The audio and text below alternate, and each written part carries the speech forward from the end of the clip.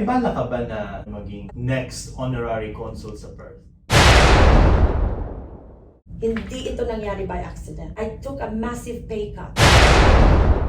We're now offering the diploma. I am saying to St. Jude's, review your management structure. Gustong-gusto nila yung mga Pilipino.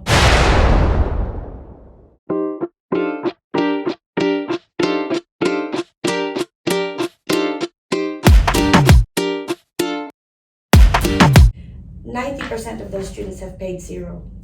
The reason why I asked that, dahil punta na tayo sa exciting part. Isa-segue ko na. Ano yung magandang balita mo? Kasi nandun na tayo sa... So there's a few, right? The first thing is, we're now offering the diploma. We've never offered the diploma in health services. We're now offering it, and this is the reason I put this on scope parts is dahil nga, I want to see our students that are in aged care, in disability, in home and community, go up. Gusto ko talaga silang i-push up. And I am saying to St. Jude's, review your management structure, review your pay rates, dahil we have to encourage these people. Gustong-gusto nila yung mga Pilipino. Gustong-gusto nila ang work ethic ng Pilipino. Sabi ko, give them something to strive for. Hindi yung, our coordinators, our managers are going to earn less than the support workers. What's going to motivate them? So, isa yan, the diploma in community services is now on scope. We're about to start our first group. For me, that's exciting. The other thing is we are moving premises further down William Street, closer to Elizabeth Quay. We're about to move into bigger premises in preparation for our CRICOS application, which is the overseas students. Yes. So we will be open to overseas students, I anticipate, by October. Paano ba mag-apply, halimbawa, yung mga kababayan natin sa Pilipinas? Hope you're watching this vlog. Paano sila? Ano bang qualification? Ano ba ang kailangan? Okay, again, is different.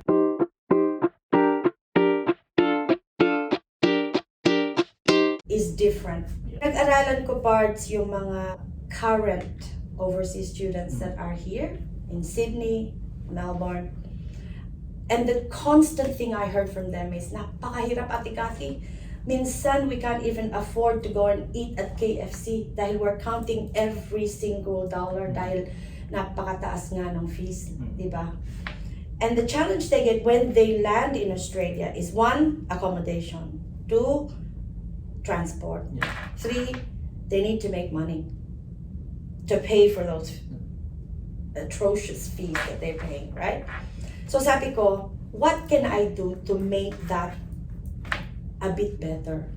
Ang program ko is a bit different. I want to start delivering their Cert 3 in individual support or childcare in the Philippines, online, para wala pa silang cost dito, di ba? Dahil napakamahal eh. Kumbaga peso pa yung kinakapagkain. Andun pa sila with their families, di ba?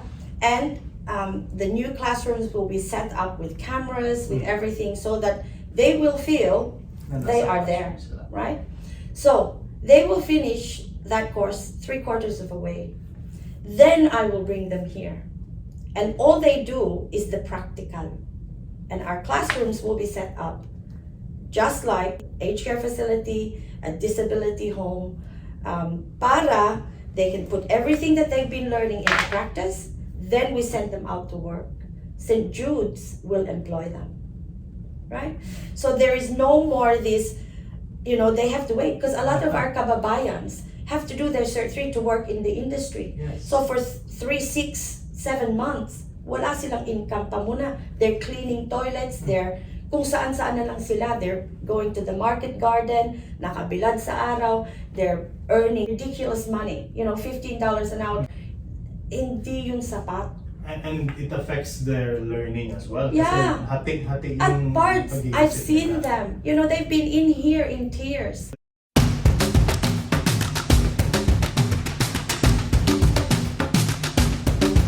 And I was really affected by that.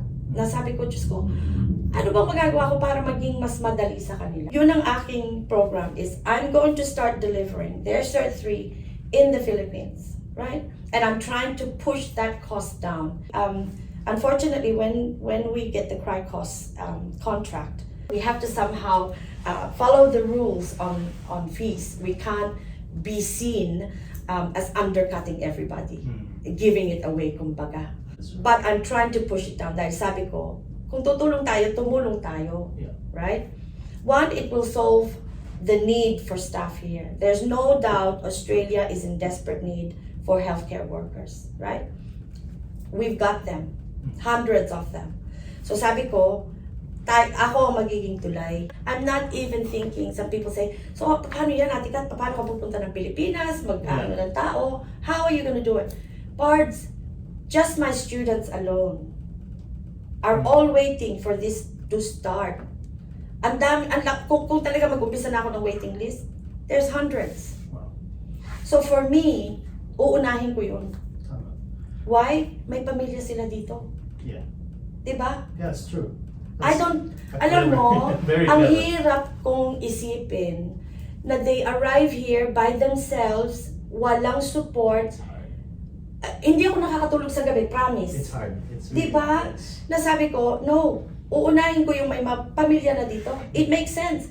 My students are now working. They can afford to help their cousin, their child. Ang dami nila, parts. Ang dami-dami nila. Yung practical, magsa-set up doon sa Pilipinas. Some of it, I will set it up in the Philippines. I believe that we will need it.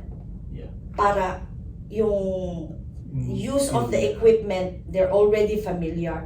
Dahil pagbagsak nila dito, gusto ko ipasok sila agad. And St. Jude's will be a vehicle for that. And don't forget, sa St. Jude's, we have aged care. We have disability homes all over WA and now Queensland. Right? And we have home and community. So, kahit saan sila, pwede silang pumasok sa St. Jude's. And if we go further out, alam mo naman how it works. If they are prepared to work in Bunbury or further, pwede silang sponsoran. Yes. So, yun ang hinihintay ko, parts eh. Tinarget ko talaga itong AICE na to. Hindi ito nangyari by accident. Do you know, I'm going to be honest with you. I took a massive pay cut to take this job on. Bakit? Dahil I could see the future. Talagang nag-target ako ng RTO na is owned by an employer. It's very rare. There's only a handful. Ito ang pinasok ko. So, napakaganda. Na-amaze ako parang, wow. Walang nakaisip pa ng mga gano'n na kung talagang tutulong ka, tutulong ka. Yeah. Iisipin mo lahat, hindi lang na bigyan mo sila ng pagkain ngayon, but the future.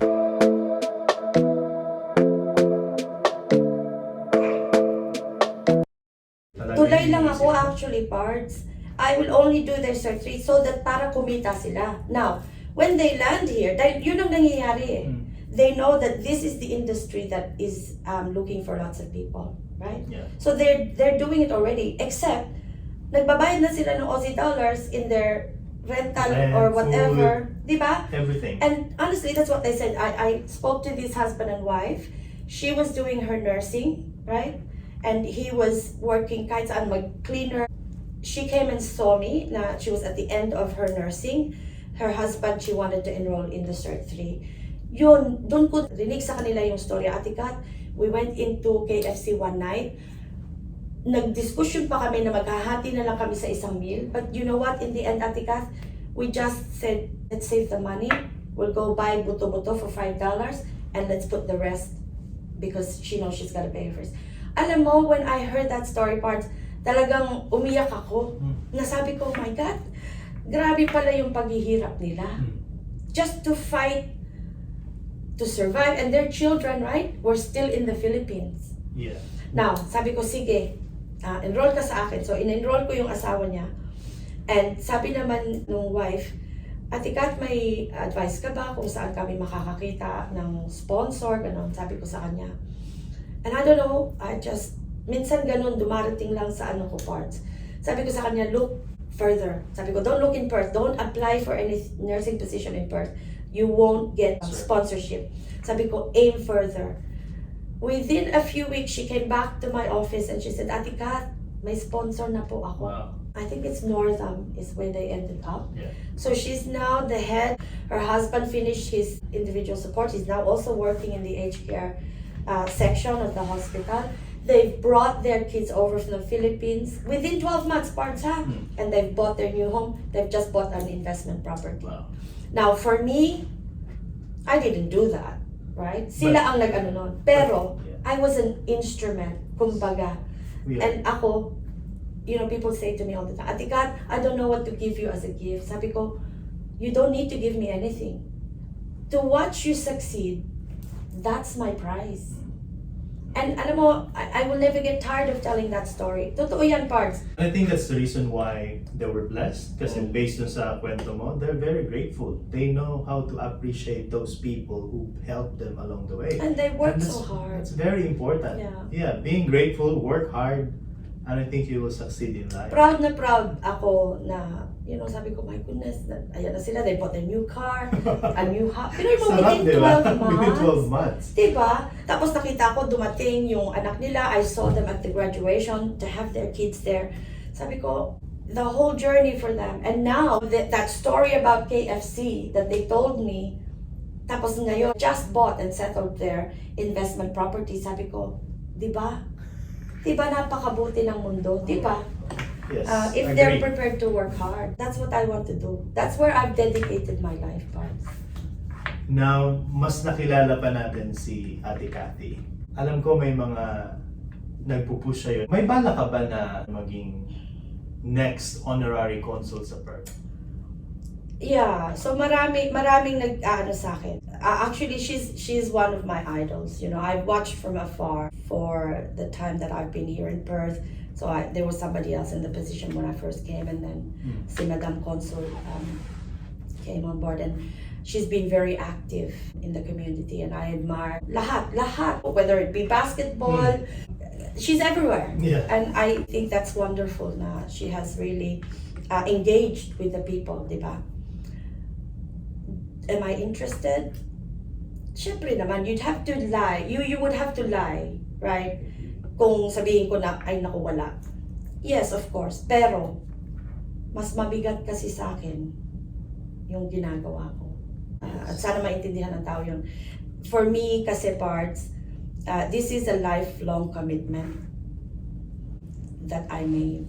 So yung job satisfaction on what you're doing right now is talagang nandun yung passion mo. There's a different component of being a consul. Yeah. But you think, and I think, you're already doing so much to the community, Yeah, not only to the community, but helping. Yeah, I mean, you know, who doesn't want to serve the community? But I think I'm doing that to some degree naman. And not just the Filipino community, the Africans, my Vietnamese students are growing, Singaporeans. May pinapangarap pa ako eh. I'm 56 now, right? I'm getting closer to retirement age, should I say.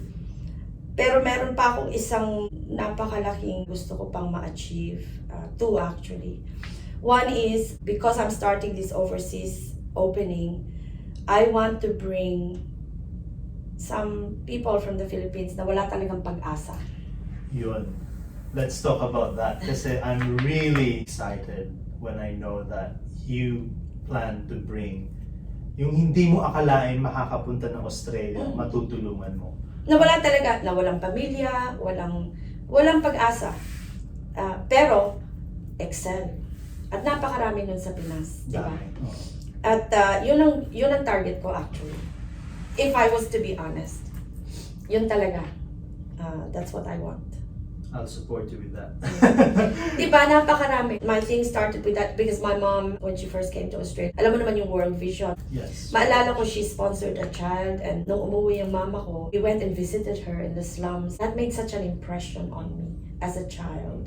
In my life, I've had some hardships, and I hit rock bottom at one stage, siguro in my 30s, when my first marriage broke up. I made a change in my career, at ito ang pinili ko. And at that time, parts, talagang I made a promise that ito ang buhay na gusto ko, to serve. Because honestly, it's been tough. Especially my last position with the previous RTO. Muntik na akong sumuko doon. Hindi nyo alam, right? Hindi alam ng ibang tao yan. Nakikita nyo lang si Ate Kat na Napayat tuloy pakanta. Tissue. Hindi, it's okay, it's okay. Nakita nyo lang si Ate Kat na, nagla-live streaming, nag-video. Okay, that's just probably one way of releasing the tension, the totoo stress. yun parts. Sometimes we judge people easily na hindi natin alam. Baka katiting nga lang yung alam natin sa buhay ng isang tao. Muntik na ako doon because sometimes you sort of think, oh my God, it's tough. It's tough. This role is tough because you're navigating everything for your student. You are negotiating with employers, you're selling your students, you're selling your programs. And parts, madaling magbenta when you can see something that you're buying. I'm selling something that they can't see. It's tough, and navigating that, and you're the leader. Minsan, that becomes overwhelming. Kaya ko pa ba? Kaya. And then something happens, right? A student arrives here and says, Ate Kat, that is the thing that bounces me back. And I go, okay, I get it. That's why I do what I do. Ayaw kong sumurrender doon. I will do it. I will bring that person who's been fighting all their life, bring them here, and change their life for them. That's an amazing project. At makita mo na yung journey ng taong yun. 360. Yeah. You know? And kasi nagmo-multiply yun, di ba? Like, he's going to be able to help. Yeah. Imagine the difference he will make in all his sisters, brothers, cousins. Di ba? Yun naman ang natin, mga Pilipino. Hindi lang naman yung students ang natulungan natin, kundi yung buong angkan nila. Family. Di ba? Yeah, tama. And calling all the small businesses. Baka makapag-sponsor kayo ng isang estudyante, malaking bagay na po yan. O, di ba? Alam mo, Pards, this is really timely. Can I just say? Recently, only in the last week, after the graduation of AICE, I'm starting to investigate. Gusto kong magkaisa tayong lahat. Lahat ng businesses. It's an expo, if you like. Because di ba, there's always employment expos, there's this expo, travel. Sabi ko, bakit hindi lahat ng mga Pilipino? We can coexist, di ba? There is enough room for everybody. I've started speaking to the Perth Exhibition Center. They've now put a proposal to me, considering how many exhibitors would there be. Can we do this at no cost to the exhibitors? Is that possible? What could we achieve as a group? Hindi ko pa alam, right? Because it's still in the mechanics of it, and I can show that to you later. Pero yun ang aking intention. So yung mga businesses out there, tama si Parts. Is this a chance for us to come together? Yeah. And malay nyo, we do something constructive while we're doing this thing. You're still selling your business, you're still selling your goods or whatever. Pero by bringing us all together, malay nyo, meron tayong mabuong something worthwhile. I agree. Also. Diba? I've got multiple comares Parts that are selling clothes and whatever. Sabi ko, sino ba sa kanila ang susuportahan ko? Kumari ko naman silang lahat. We have to support all O, diba? Bumili ka lang ng isa doon, bili ka din ng para lang to show the support. And that's what I mean. And then sabi ko, bakit hindi ko kaya ito lahat i-bring in one, So yun ang inaano ng utak ko. I like that idea. Sabi ko nga, di ba kay Consul, when I interviewed her, yung dream lang na magkaroon talaga ng big event wherein Filipinos are gathered together. Kasi may event, pero hindi nasusuportahan ng iba. I mean, I have to be honest. Yun ang problema. There's still crab mentality. That's why I asked. I agree, Parts. And I guess that's why I'm like, what can I do different this time? Para naman mabuksan ang isip at puso ng participants. And of course, the cost will always be a concern sa maraming tao, di ba? Dahil there's businesses out there that are still struggling, that are only small, that don't have the capacity. Nasabi ko, kaya. So I wanted to get an idea from the convention center of what the cost might be. And then sabi ko, okay, it's a big cost, there's no doubt. Yeah. Pero sabi ko, paano kung meron akong sponsorship na maano, di ba? Yeah. So that's what I'm currently working on the side. That's good. Final message, napakaganda ng kwento ng buhay mo in this kind of business. And it's not only business, it's actually parang charity nga. Business slash charity. Because you have that in mind na you want to help people. Of course, you need money to run this business. Correct. I mean, that, no to me, doubt. that's, ren, I have to balance that, Yeah. diba? But yung component kasi ng helping, bihira kasi yung mga companies na yung puso nila talaga is Alam mo, Parts, giving back. that's why I think I'm so blessed. Yes. I'm blessed, honestly. Why? I have a job that pays well, but I can do what I love. Not everybody has that. Diba? Yes. I'm absolutely blessed. And when I say to you na, I almost gave up, I want to give up, it comes to that and I go, would I want to do anything else? I don't. It comes down to that. So, napaka-blessed ko. And with that, napakaganda po ng ating ending. Maraming salamat. My name is Arvin and I'm with Cathy. Thank you.